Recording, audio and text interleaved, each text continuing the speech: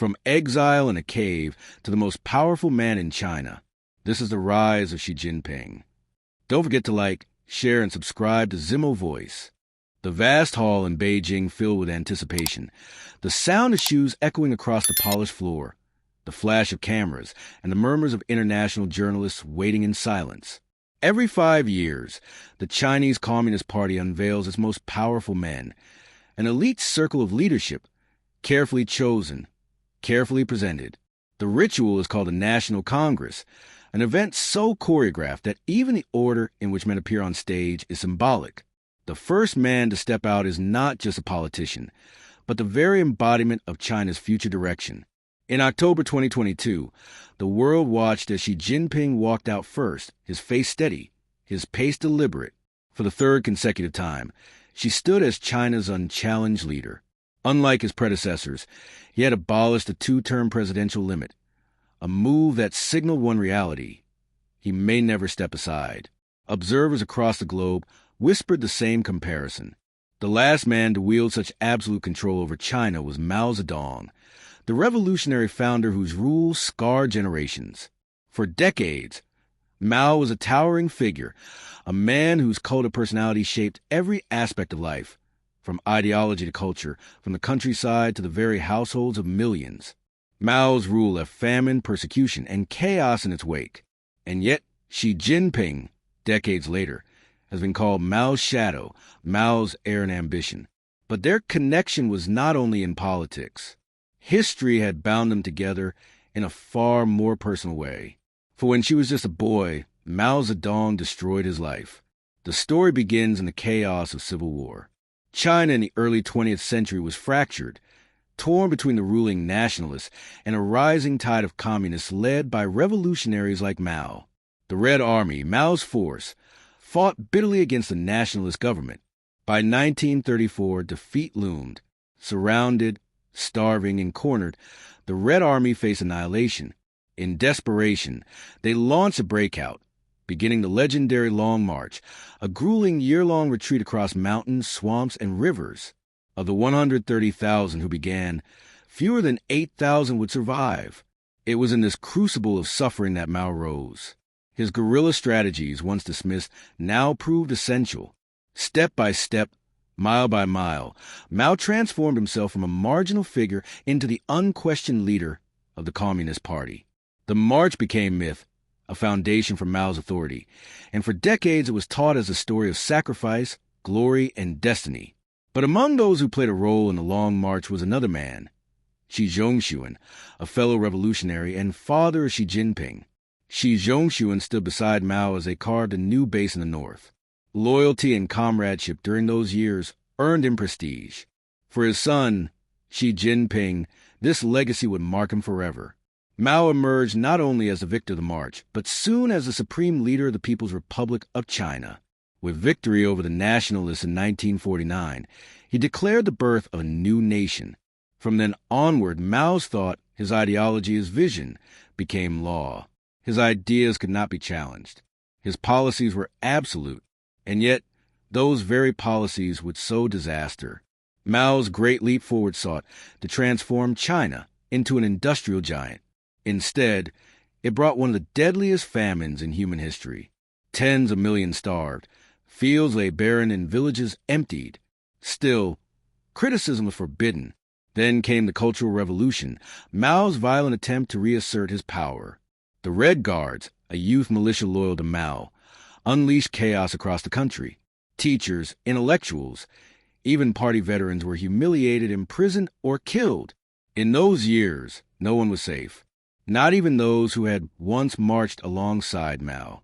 Xi Jinping, once a respected revolutionary, was branded a traitor, stripped of power. He was paraded and humiliated by the very movement he had helped bring to life. His family fell from grace. And young Xi Jinping, just 15, was cast out of elite Beijing society. Expelled from school, he was exiled to the countryside, forced to live in a cave, surviving on meager rations, enduring grueling labor. For Xi, the humiliation was personal, etched deep into his memory. Yet history would turn again. Mao died in 1976, and in the Cultural Revolution, Power shifted to Deng Xiaoping, a pragmatist who opened China's doors to the world.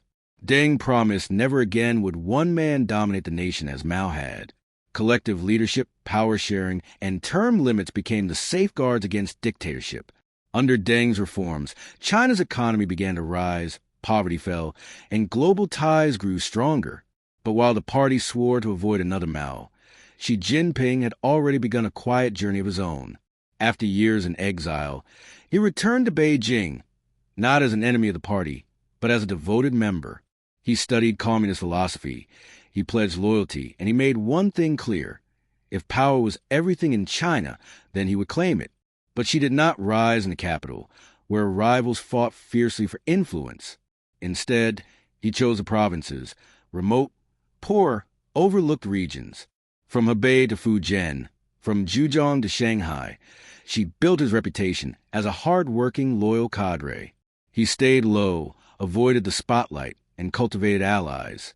By the time he was brought back to Beijing in 2007, his reputation had changed. He was no longer just the son of a purged revolutionary. He was a survivor, a leader, and above all, someone the party elite thought they could control. In 2012, when China unveiled its new leader, Xi Jinping stood at the front, the new general secretary. What followed, however, shocked everyone. Instead of maintaining Deng's tradition of collective leadership, Xi launched an anti-corruption campaign, one of the largest purges in party history. Rivals disappeared, generals were arrested, ministers were dismissed. The party was being reshaped in his image. Xi filled the vacuum with loyalists, men who owed their rise to him. One by one, he dismantled the restraints that had held back his predecessors. By 2018, the constitutional two-term limit for presidents was gone. Xi Jinping could rule indefinitely. His ideology, Xi Jinping thought, was enshrined in the party's doctrine, taught in schools, repeated in state media, treated with reverence. For many, it was Maoism reborn, but with new tools, digital surveillance, artificial intelligence, censorship, and global influence. China's economy surged, its military expanded, and its presence on the world stage grew louder. The South China Sea bristled with Chinese ships. Taiwan was threatened, Hong Kong's freedoms were dismantled, and inside China, ethnic minorities like the Uyghurs faced persecution. Xi Jinping had transformed from an exiled peasant to the most powerful man in China since Mao. But unlike Mao, he rules a nation far richer, far more globally connected, and armed with technology Mao could never have imagined. The question that now lingers, how long will she remain at the top? Xi Jinping's rise was not only a story of survival and ambition. It was also the story of how one man rebuilt the entire architecture of power in the world's most populous nation. From the moment he secured his third term in 2022, Xi sent a message not just to his people, but to the world. China's path would no longer be dictated by outside influence, nor by the cautious reforms of Deng Xiaoping's era. It would be dictated by him. Inside China, his grip tightened. Technology became the new weapon of control. Cameras equipped with facial recognition spread across cities, monitoring every street corner, every market, every train station. Online platforms were swept clean of dissenting voices, their algorithms re-engineered to amplify only one truth, the party's truth. Under Xi, the digital revolution that once promised openness became the backbone of a surveillance state more powerful than any in history. Citizens felt it in their daily lives. Every purchase, every trip, every word online became data, logged and stored. Social credit systems measured loyalty, rewarding obedience and punishing defiance. To question the government was to risk isolation, travel bans, even prison. Xi's China was not just authoritarian. It was totalizing. Beyond its borders, she projected China's influence like never before. The Belt and Road Initiative stretched across continents, binding nations through loans, trade, and infrastructure. From ports in Africa to railways in Europe, Chinese money and technology rewrote the global map. Some called it cooperation. Others called it a new empire. At sea, China asserted itself with force. The South China Sea, once open waters, became a military stronghold. Artificial islands rose from waves, bristling with runways and missiles. In the Taiwan Strait, Chinese jets roared to the skies, a warning that unification was not a question of if, but when. For the people of Hong Kong, the message had already been delivered. Once promised autonomy under one country, two systems, Hong Kong saw its freedoms dismantled. Protests were crushed, activists silenced, and new security laws made resistance nearly impossible. The world watched as one of Asia's freest cities was absorbed under Xi's shadow. But even as she projected strength abroad, cracks appeared at home. The economic miracle that had lifted hundreds of millions out of poverty began to slow. Factories faced declining demand, youth unemployment soared, and foreign investors grew cautious.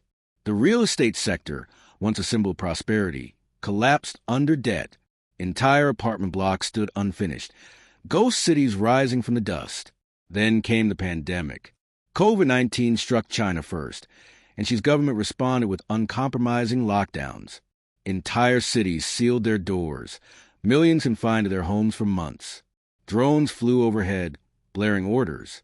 Food was rationed, movement restricted. At first, state propaganda hailed it as a triumph of discipline over chaos. But as months dragged on, frustration turned into anger. For the first time in decades, protests erupted openly across the nation. From Shanghai to Beijing, citizens held up blank sheets of paper, a silent defiance against censorship. Chants rang out, "We want freedom. We don't want lockdowns." It was a rare glimpse of resistance in a country where dissent is almost unthinkable. The world watched closely. Would Xi compromise? Would he loosen his grip? But Xi Jinping was not a man who yielded to pressure. Instead, he doubled down. Security forces cracked down. Censorship intensified, and slowly, the protests faded into silence. Yet the memory remained. For many, it was proof that beneath the surface of obedience, resentment still simmered. Xi's ambition, however, extended beyond China's borders. He sought to challenge the global order itself. In speeches, he spoke of national rejuvenation, a dream of restoring China's place as the center of the world. To his supporters, it was destiny. To his rivals, it was a threat. In Washington, policymakers grew increasingly alarmed. For decades, America had assumed China would open up as it grew wealthier. Instead, under Xi, China grew more closed, more nationalistic, more confrontational. The two nations clashed over trade, technology, and military power. A new Cold War seemed to be taking shape. One fought not only with weapons, but with semiconductors, satellites, and propaganda. Yet Xi Jinping remained unmoved. To him, conflict was inevitable. His vision was long-term, stretching not years but decades. He was not seeking approval from the West. He was seeking history's judgment. And so, Xi Jinping stands today as a paradox. A boy exiled to a cave during the Cultural Revolution, now ruling as the most powerful man in China since Mao. A man who endured humiliation, but returned to claim absolute authority. A leader who promises glory and revival, yet presides over censorship, surveillance, and fear. The rise of Xi Jinping is not just a story of a man. It is the story of a nation at a crossroads. A nation whose choices will shape the 21st century. Because the question is no longer how Xi rose. The question is, how long will he remain?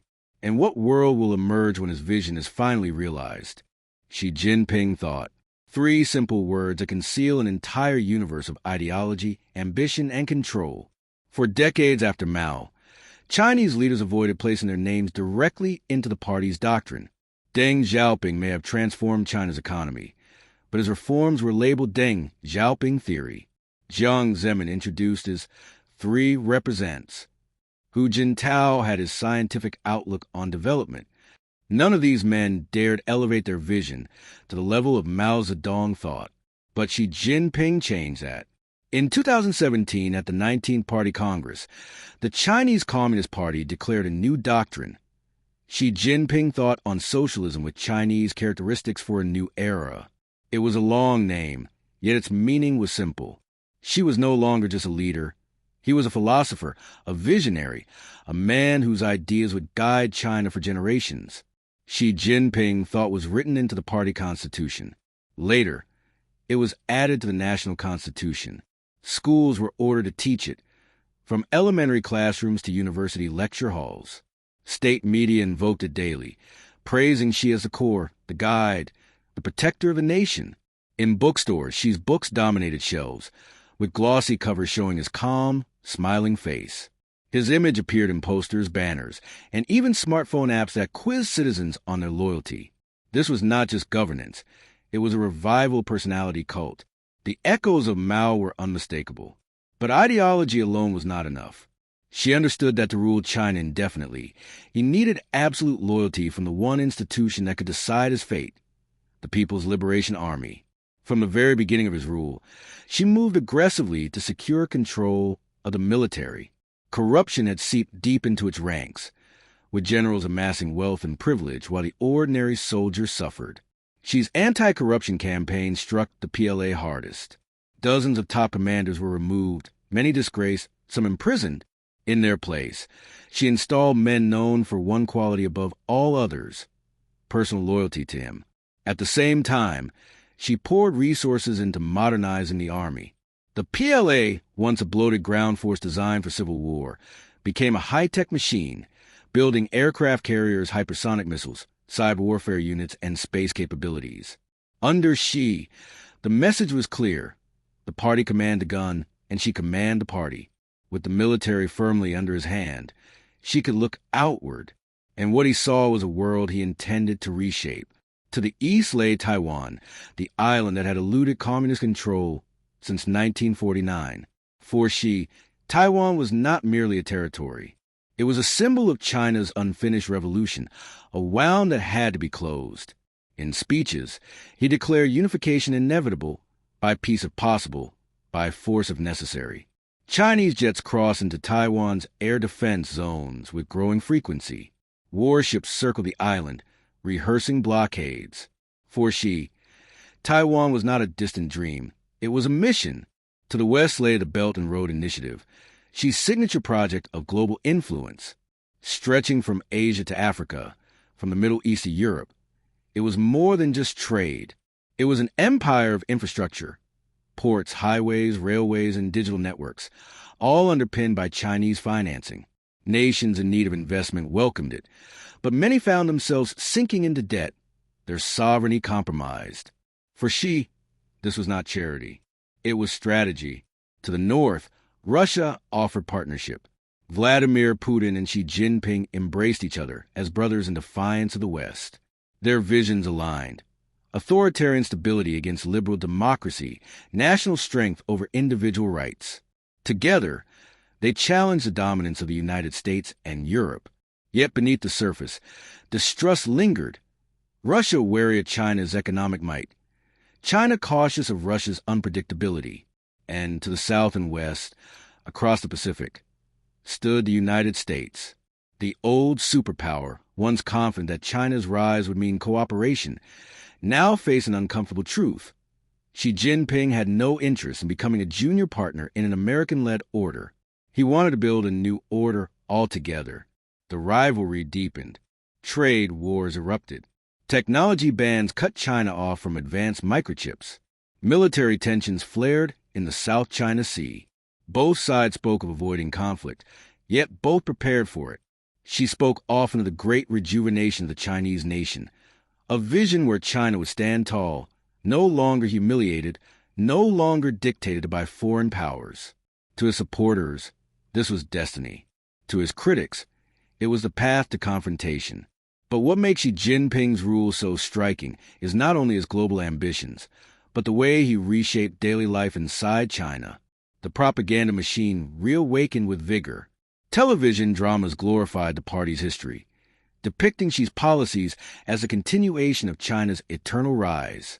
Universities purged professors who questioned state ideology. Religious groups faced new restrictions. Civil society all but disappeared. Most chilling of all was the treatment of ethnic minorities.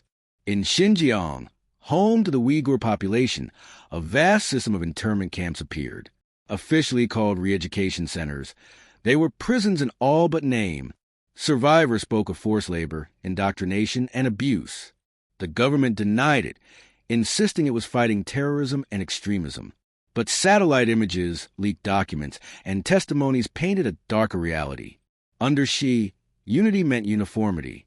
Diversity was tolerated only when it submitted to party control.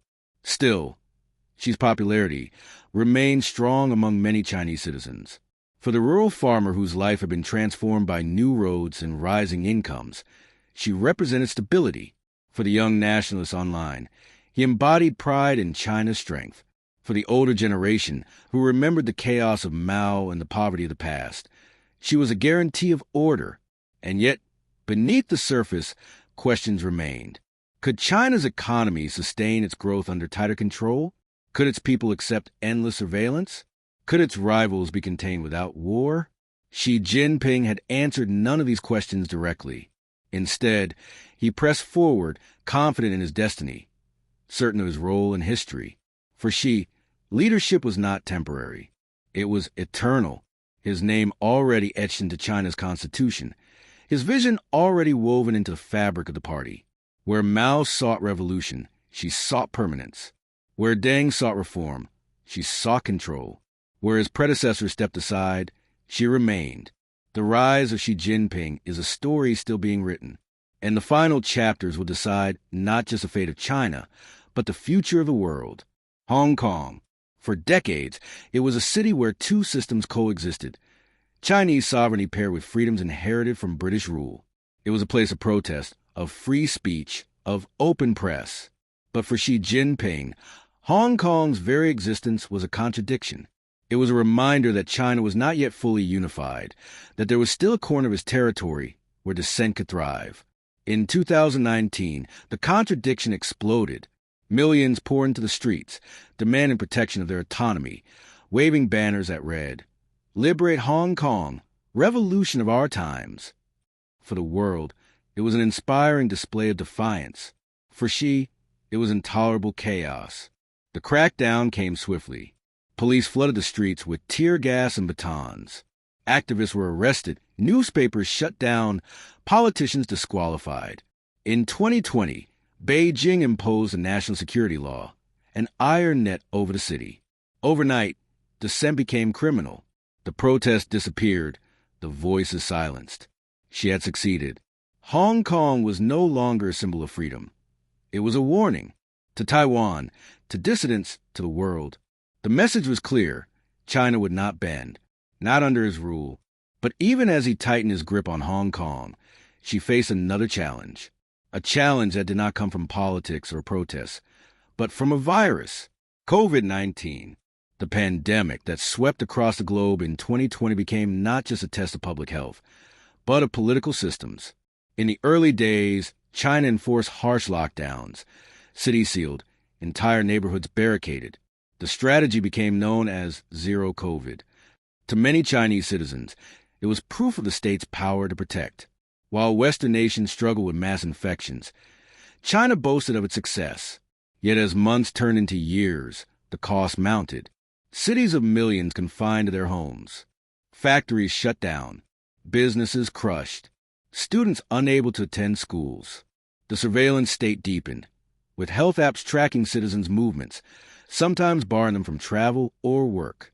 At first, the people endured it. But by late 2022, cracks appeared. Videos emerged of desperate families, of citizens shouting from their balconies, of workers clashing with police. In November, a deadly fire in Urumqi, Xinjiang, ignited fury. Citizens believed strict lockdown measures had trapped people inside. Grief turned into rage. Protests erupted, not just in one city, but across the nation. From Shanghai to Beijing, crowds held up blank sheets of paper, symbols of silent speech. Some even dared to shout the unthinkable, "Down with Xi Jinping, down with the Communist Party." For the first time in a decade, she faced open defiance from ordinary citizens. And then, almost as suddenly as it began, Zero COVID ended. Restrictions vanished. Checkpoints dismantled. The state never admitted failure, but the timing was unmistakable. The protests had forced Xi's hand. It was a rare moment where the people pushed back, and the system yielded. But the scars remained. The pandemic had revealed both the strength and fragility of Xi's model. Yes, The party could control society with an iron grip, but it could not erase resentment. It could not silence the hunger for freedom forever. Meanwhile, China's economy began to slow. The miracle of double-digit growth faded into uncertainty. Real estate crises, youth unemployment, and global decoupling all piled pressure on Xi's government. For years, China had been the workshop of the world. Now, supply chains shifted, companies pulled back, and rivals sought alternatives. The promise of endless prosperity was under question. Still, Xi pressed on with his vision of rejuvenation. He spoke of common prosperity, a campaign to reduce inequality, but one that also clipped the wings of China's tech billionaires.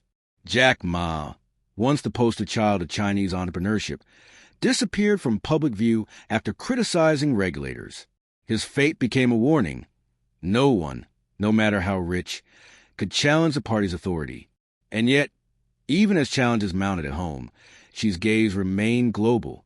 He pushed China into leadership in artificial intelligence, green energy, and digital surveillance. He deepened ties with countries across Africa, Latin America, and the Middle East, places where Chinese investment built roads, ports, and power plants. The Belt and Road Initiative expanded, giving Beijing influence in every corner of the world. But influence brought suspicion. In Washington, in Brussels, in Tokyo, leaders spoke openly of the China challenge. Military alliances shifted. Defense budgets rose. The Cold War metaphors returned, now with China at the center. Through it all, Xi Jinping stood firm. To his critics, he was an authoritarian dragging China backward. To his supporters, he was the man finally giving China the respect it deserved on the global stage. To the party, he was irreplaceable. And that may be the most significant change of all. Where once China's leadership rotated every decade, Xi has broken the cycle. Term limits removed, rival sideline powers centralized. Xi is no longer just a leader of China. He is China in the eyes of the party. His fate and the nation's are now intertwined. The rise of Xi Jinping is not just a story of one man. It is a story of a nation that endured humiliation, sought wealth, and now demands power. It is a story of how ideology, ambition, and control merge to create a new model of leadership. But as the future unfolds, one question remains. Can Xi Jinping's vision lead China to greatness, or will the very power he has concentrated become his greatest weakness? History has not yet decided, but one thing is certain. The world will feel the consequences. Xi Jinping's legacy is not confined to the borders of China. His vision extends into the very architecture of the global order. For decades, the United States and its allies had shaped the rules of trade, security, and diplomacy. But under Xi, China has positioned itself as a counterweight, a rival system, a rival ideology, a rival future. Technology became his battlefield of choice. In Beijing, the government poured billions into artificial intelligence, quantum computing, and biotechnology. Data was called the new oil, and China was determined to control it. Entire industries, from facial recognition to drone manufacturing, surged under state sponsorship. For Xi, technological supremacy was not merely about profit. It was about survival. Whoever commanded the technologies of the future would command the future itself. In this competition, the clash with the West grew sharper. Washington sought to cut China off from advanced semiconductors, banning exports and pressuring allies to follow. She responded by accelerating domestic production, vowing that China would never again depend on foreign powers for its most critical technologies. The rivalry over microchips became more than economics. It became a symbol of a new Cold War. But she also looked to space. Satellites, lunar missions, and plans for Mars exploration marked China's ambitions beyond Earth. The skies that once belonged to NASA and Roscosmos were now crowded with China's red flag. Each launch carried not only scientific goals, but a message. The new century belonged not to the West, but to the East. Still, for all his global reach, Xi's greatest battle lay at home, ensuring loyalty. The party elevated Xi Jinping thought into the national curriculum. Children learned his speeches in schools. Universities required courses on his ideology, and state media exalted him daily. Portraits of Xi filled posters, his words inscribed in textbooks, his policies echoed as the only correct path. A personality cult reminiscent of Mao slowly emerged, not as flamboyant, not as revolutionary, but deeply entrenched. She was not simply a leader. He was portrayed as the embodiment of the nation's destiny. Yet beneath the slogans, challenges multiplied. Climate change strained China's environment. Cities choked with smog, rivers dried, farmland struggled. She pledged to make China carbon neutral by 2060, investing heavily in renewable energy. But the same government that built solar farms also approved new coal plants, revealing the contradictions of progress. Abroad, relationships grew tense. The United States and China eyed each other with suspicion, militaries circling in the South China Sea and the Pacific. Europe, once eager for Chinese trade, began to rethink its dependence. India clashed with Chinese troops on its borders. Even smaller nations, courted through loans and investments, questioned the weight of Beijing's influence. And yet, many still saw Xi's China as an alternative to Western dominance. In Africa, Chinese-funded hospitals and highways became lifelines. In Latin America, Chinese markets absorbed crops and minerals. In the Middle East, Beijing-mediated conflicts once thought untouchable by outsiders. To many, she offered something the West had not: respect without lectures. But respect came with a price. Nations entangled in China's loans found themselves unable to break free. Critics spoke of debt traps, where ports and infrastructure became bargaining chips. Supporters argued it was partnership. Either way, the map of the world was changing, redrawn by the ambitions of one man. As she aged, one question loomed larger: succession. The very power he had concentrated left little room for others. Unlike Deng Xiaoping, who built a system of collective leadership, she dismantled it. Unlike his predecessors, he removed term limits, ensuring he could remain in office indefinitely. But what would happen when he was gone? Would his vision endure, or would it collapse without him? Historians will wrestle with this question for decades. To some, she will be remembered as a man who restored China's pride, ending centuries of humiliation and weakness. To others, he will be remembered as the architect of repression, the man who built a digital cage for 1.4 billion people. To the world, he may be remembered as a figure who challenged the West and redefined the 21st century. For now, Xi Jinping's story is unfinished. His rule continues, his vision expands, and his influence deepens. But history has a way of judging differently than power imagines. The emperors of the past once seemed eternal. Their palaces, their armies, their decrees, all vanished into dust. She may one day join their ranks, a chapter in China's long saga. But today, his hand still shapes the future. From Beijing's corridors of power to the farthest corners of the globe, Xi Jinping's presence is felt. And whether admired or feared, one thing is undeniable: he has become one of the most consequential leaders of our age. The rise of Xi Jinping is not only the story of China, it is the story of the world. Xi Jinping's journey began in the shadows of struggle, an exile's cave during the Cultural Revolution, a life marked by hardship and survival. Today, he stands at the pinnacle of power, steering not only the destiny of China, but influencing the direction of the entire world. His rule has redefined what leadership in the modern age can mean: a blend of ideology, technology, nationalism, and unrelenting control.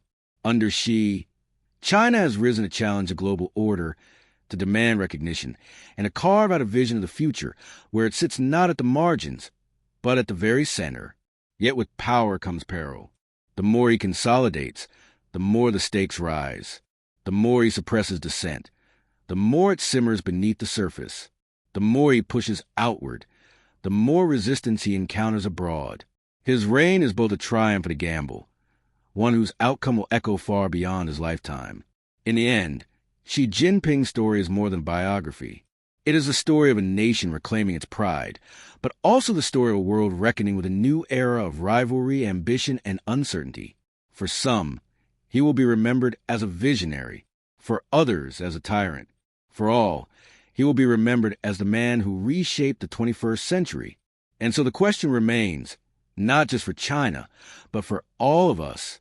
When the age of Xi Jinping is finally written into history, will it be remembered as the dawn of renewal or the rise of an empire built on control and fear? That answer is yet to come. But one thing is certain. The world will never be the same. Friends, this brings us to the end of today's documentary. What do you think about Xi Jinping's rise to power and the impact he has made, not only in China, but across the globe? Do you see him as a reformer, a dictator, or something in between? Backhand Index Boring Right, share your thoughts in the comments below. We'd love to hear your perspective. Backhand Index Boring Right, and don't forget to like, share, and subscribe to our channel Zimo Voice for more in-depth documentaries that uncover the forces shaping our world. Your support means everything. It keeps us going and helps bring more powerful stories like this to life. Until next time, stay curious, stay informed, and stay tuned.